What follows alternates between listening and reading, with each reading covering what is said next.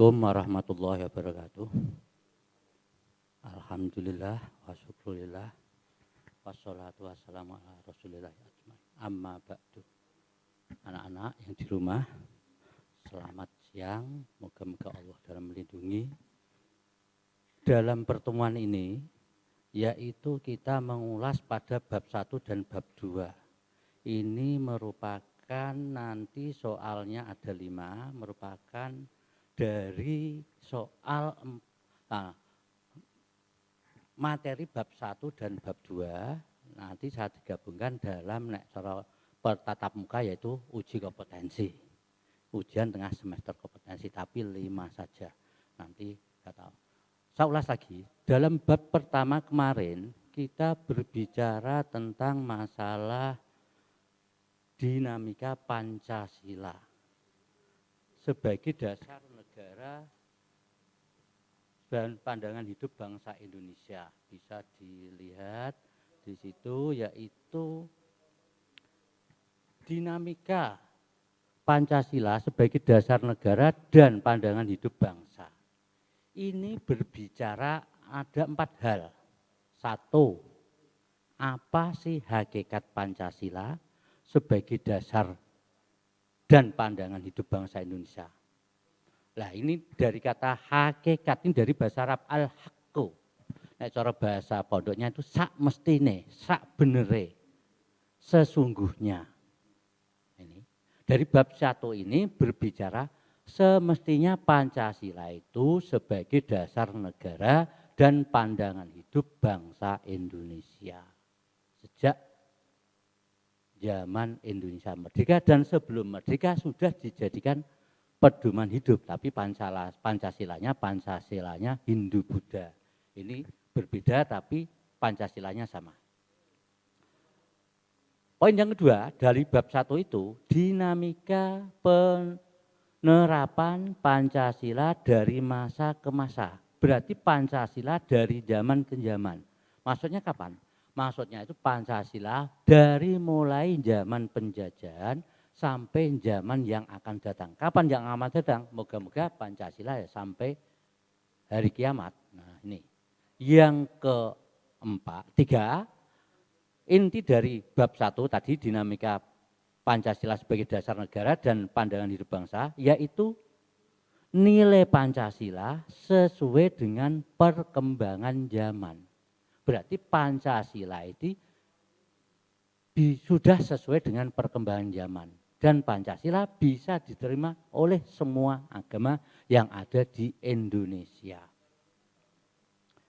Inti dari bab ke-1, yang keempat, inti yang keempat, yaitu perwujudan nilai Pancasila di berbagai kehidupan. Berarti kita berpancasila itu di mana kita berada. Pancasila dalam keluarga, Pancasila dalam sekolah, madrasah, Pancasila dalam hidup bermasyarakat, berbangsa dan bernegara. Dan Pancasila ini di mana kita hidup ini tidak bertentangan dengan ajaran agama apapun. Sebab Pancasila sudah diterima semua agama yang ada di Indonesia, yaitu ada 6 agama. Agama Islam, Hindu, Buddha, Kristen, Protestan, dan Konghucu. Ini yang materi pertama, bisa dibuka LKS-mu bab 1.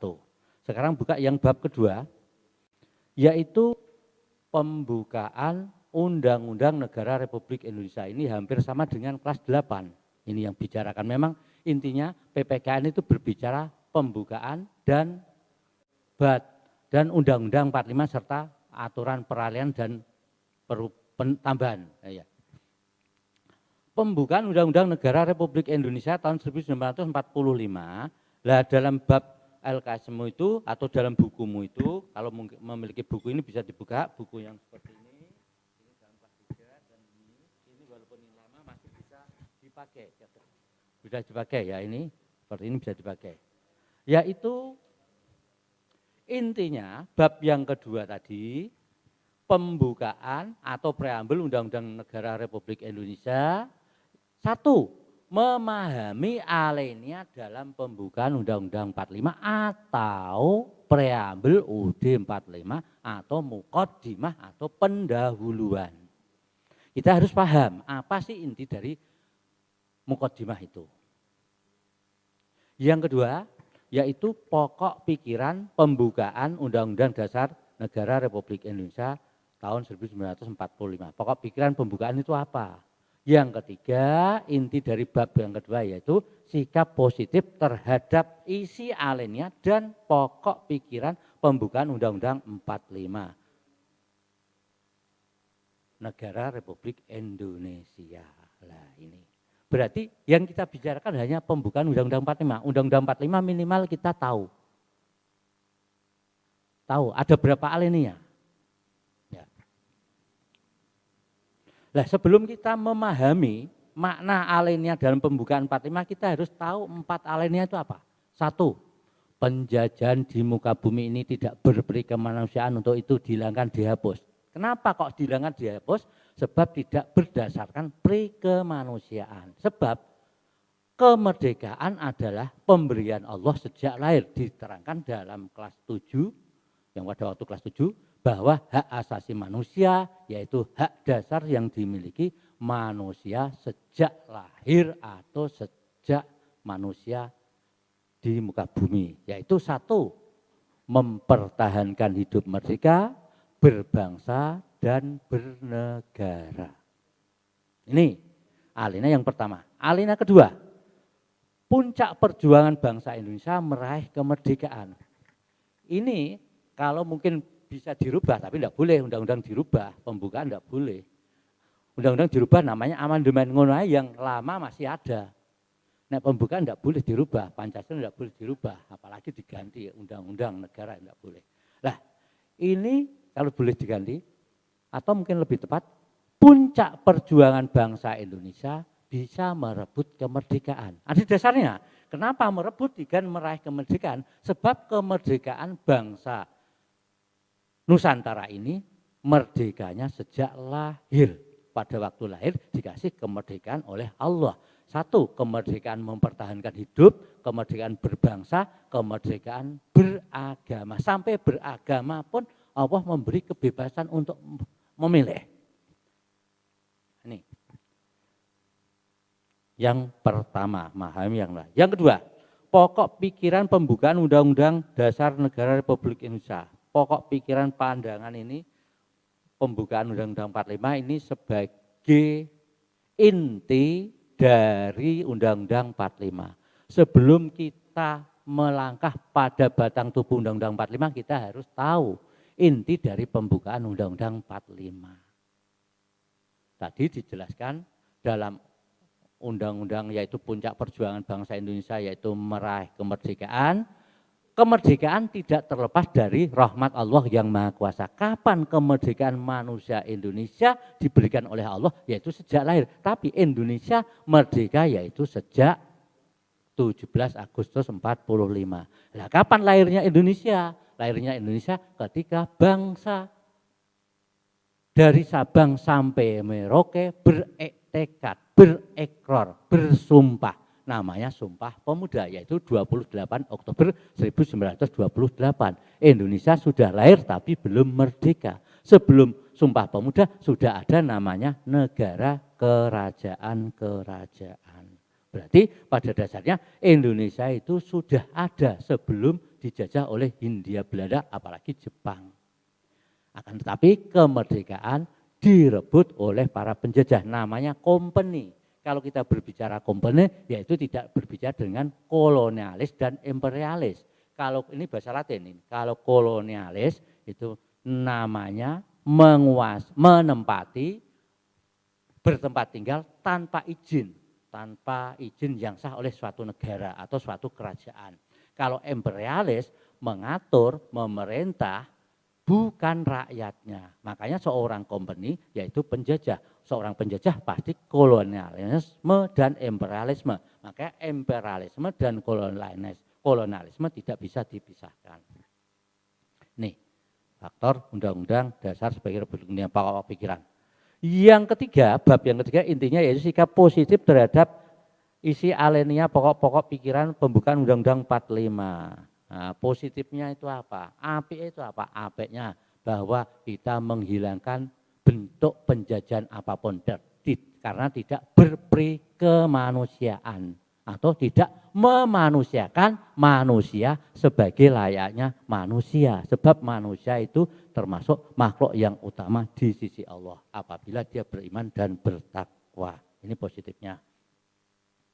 Yang kedua yaitu bisa merebut kekuasaan atau bisa merebut kemerdekaan, dan semua kemerdekaan itu tak lepas dari rahmat Allah yang Maha Kuasa, dan semua itu negara Indonesia berdasarkan falsafah Pancasila dan Undang-Undang 45, dan ini merupakan hasil dari bangsa Indonesia bukan dari bangsa lain atau dari kepribadian bangsa Indonesia.